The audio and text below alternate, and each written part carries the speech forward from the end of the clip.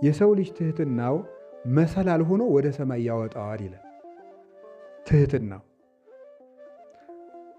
አባታችን ቡሩክ አቡነ ተክለ ሃይማኖት ቅዱስ ተክለ ሃይማኖት ሲያርፉ ደብረ ሊባኖስ አርዲቱን ሰብስበው ምንድን ነው የመከሯቸው? እቀቡር ሰክሙ አይደል ከመያስግራክሙ ሰላስ አይባል 3 ገመዶች እንዳይጎትቷችሁ ተጠንቀቁ። አንደኛው ምንድን ነው ያሉት? ትዕቢት።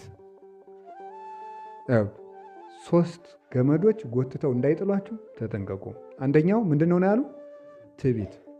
ሌላውን ደግሞ ገድለ ተክለ ሃይማኖት አንብበው። አልናገርም፣ ሁሉን ከተናገርኩ ሰነፍ አደርጋችኋለሁ ማለት ነው። 3 ገመዶች እንዳይጠልፏችሁ ተጠንቀቁ። አንደኛው ምንድን ነው ያሉ? ትዕቢት። ልክ ትዕቢት ሰውን ወደ ታች የሚጎትተውን ያህል ትህትና ወዴት ያወጣል? ወደ ላይ ያወጣል ማለት ነው። አይወላችሁ ትህትና ጥበብ ምን ውስጥ ነው የምትገባው ነው ያልኳችሁ? ትሁት አይደል? ትሁት ሰውነት ነው። ሙሴ ከባህር የተጣለውን ሙሴ ወደ የት ወጣ? እስከ የት የወጣ ይመስላችኋል? ወደ ተራራው ጫፍ ነው የወጣው። ወደ ተራራው ጫፍ አንተ ብቻ ወጣ ነው ያለው እኮ። ይገርማል እኮ። እና ያቺ የተራራ ጫፍ ምንድን ናት?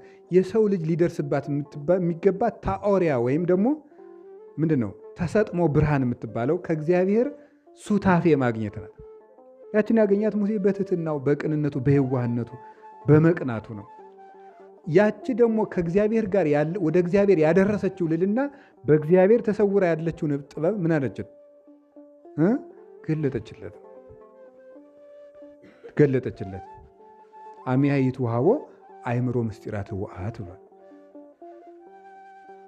ሰው ልቡን ከቂም ሰውነቱን ከኃጢአት ባነጻ ጊዜ አእምሮ ምስጢራት ህወሓት ይሰጡታል ብሏል ቅዱስ ዮሐንስ አፈወርቅ። ትሁት ሰው የተሰወሩ ምስጢራትን እንዲያውቅ ይሰጠዋል።